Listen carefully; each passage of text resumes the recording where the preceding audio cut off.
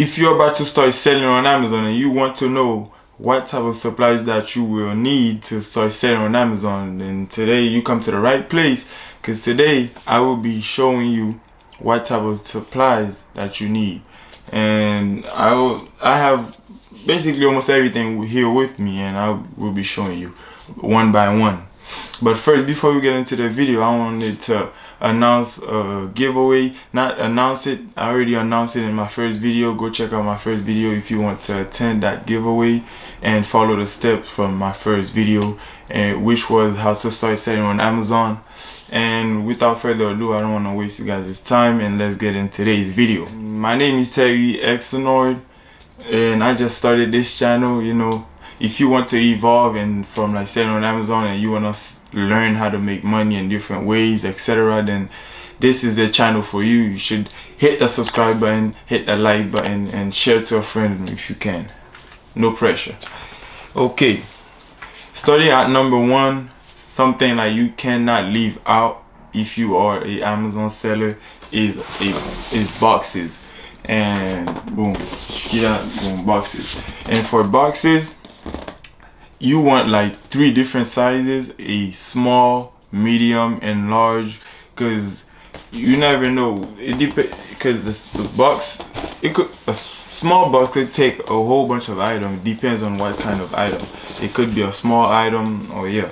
So yeah, I suggest getting like 3 different sizes. But if you don't want to get 3 different sizes, then just get like a medium or something.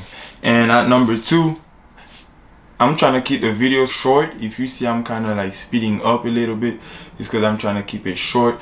But yeah, coming at number 2, second thing that you need the most is tape. Because when you making up these boxes, when you build up the boxes, you need tape.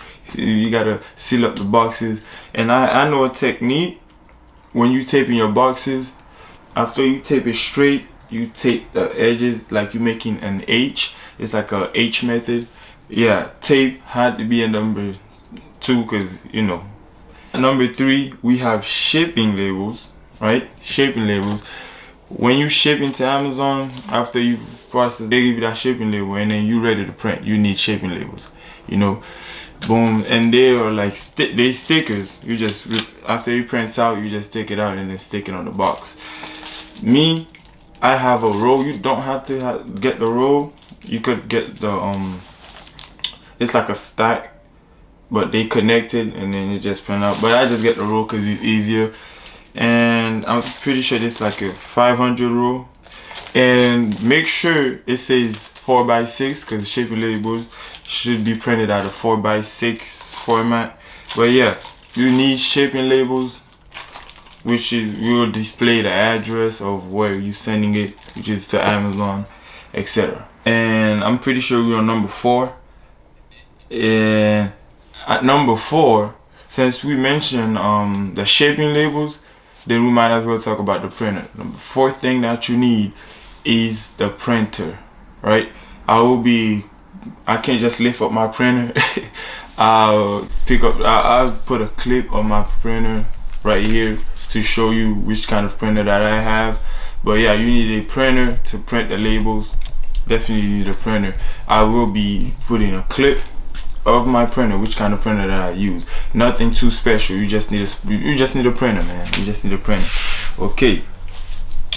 And coming at number 5, the 5th thing that you need is a Scotty pillar. But I personally don't use a Scotty pillar. I use a card. Right? I just use a regular card. It works fine to me. You just use the edge, like you put it at a certain angle, and then you could script off whatever that label is. If you, because you know FBA, the items usually have a bunch of labels, especially the ones that are from like thrift stores, Goodwill, etc. Yeah, you would need a Scotty pillar or a card. Me, I use a card. It works pretty good. It works pretty good. And since we mentioned the card, right? Number 6, you need Google. But guess what? We saving money. I don't use Google. You could also use a nail polish remover. because after you remove that label, it usually leaves like a little sticky gum on the book. You need the nail polish or go glue to remove that.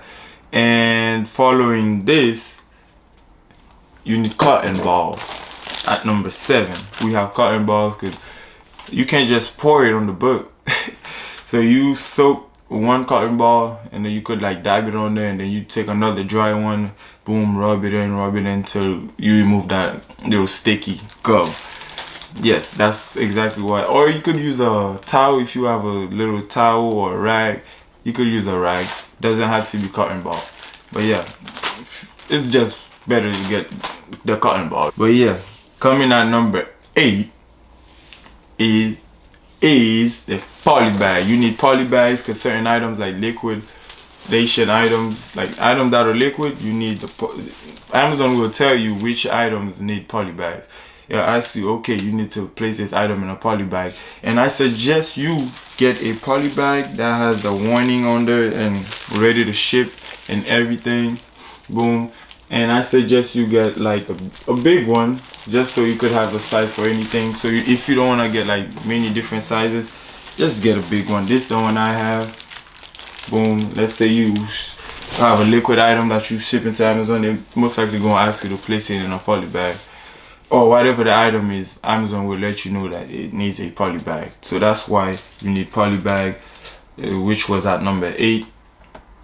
And at number 7, if you are doing FBM or anything, yeah, if you're doing FBM, basically, because me, I do both FBA and FBM, you gonna need envelopes. The reason I'm saying that, because the box, they make you pay more when you're shipping the item to the customer. If you place it in a box, you will pay more. But if you place it in a envelope, certain items could easily go in an envelope.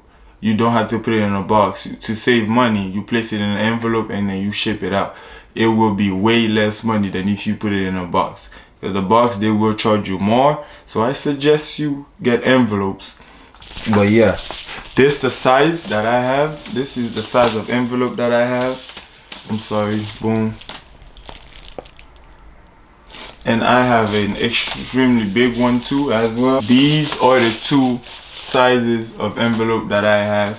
I have a medium one and an extremely large one, because certain items are too long or too wide and won't be able to fit in this envelope. So I have this one as backup.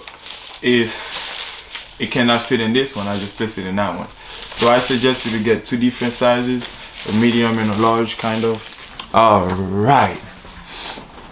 Get you 2 different sizes of that, and then you should be set to go. And coming at number 10, if you shipping items to Amazon and then you have like a space left in that box, you have a gap, you want to fill it up because you don't want your item to be shaking around too much, because it depends on the item, it might damage the item. And second, you don't want your products to just be moving around. You know, you want to keep it at not the best quality possible.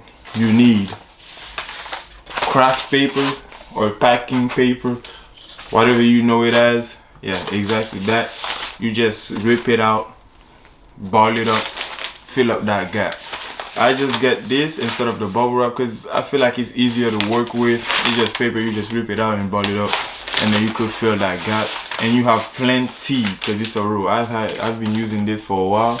It was extremely big. You could find this on Amazon or any other store like Home Depot, etc. Like I said, I wanted to keep this video as short as possible, and so that was basically.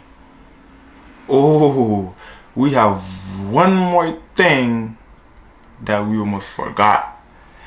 We cannot forget that the very last item that you need is a scale.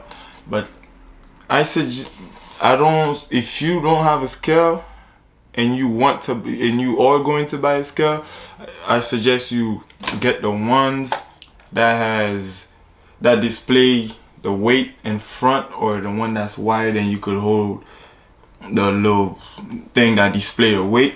Because me, I already had this one, so I didn't want to go spend other money. Because But this, if you have a scale like this that display the weight right on there, you have to shift over your item, and it's not a no, you could still manage, but like it's better to not mess with the weight. You know, if you just have it in your hand or in front, you could just look at it.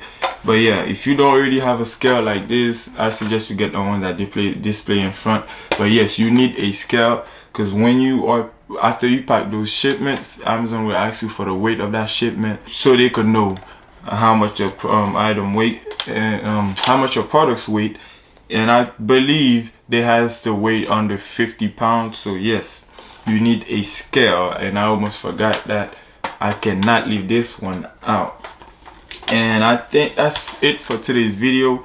I didn't want to hold you guys for too long.